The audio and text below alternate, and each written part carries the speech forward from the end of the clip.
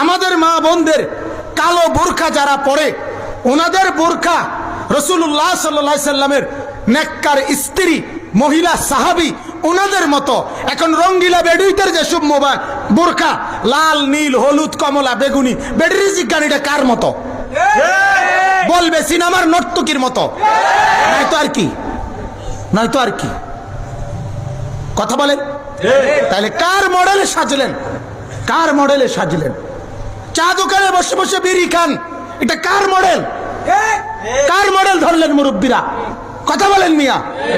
প্রত্যেক কথার মধ্যে গালি ছাড়া কথা বলেন না, এটা কার মডেল?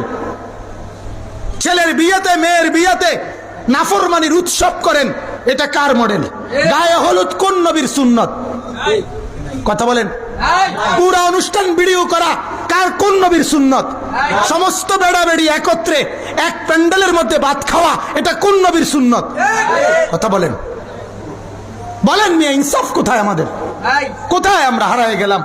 ইসলাম আমরা ছেড়ে দিলাম, কোরআন আমরা ত্যাগ করে দিলাম, রাসূলকে আমরা বিদায় জানাইলাম, নবীর 23 বছরকে আমরা প্রত্যাখ্যান করলাম। ও নবী মুহাম্মদ, লাগবে না তোমার 23 বছর, তোমার তায়েফের রক্তের কোনো মূল্য আমার কাছে নাই, তোমার দান দান শহীদের কোনো মূল্য আমার কাছে নাই, তোমার 14 দিনের পেটে পাথর বাঁধা ক্ষুধার কষ্টের কোনো মূল্য আমার কাছে নাই।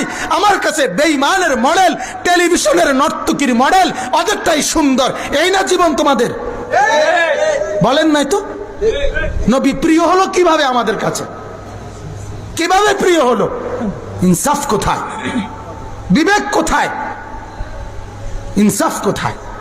যে ঘরে আজ 15 বছর টেলিভিশন চলে, সে ঘরওয়ালারা কেমনে বলবে নবীকে ভালোবাসে? একজন বা আল্লাহর বান্দা দাঁড়াইয়া বলেন না, আপনি নবীকে কেমনে ভালোবাসেন?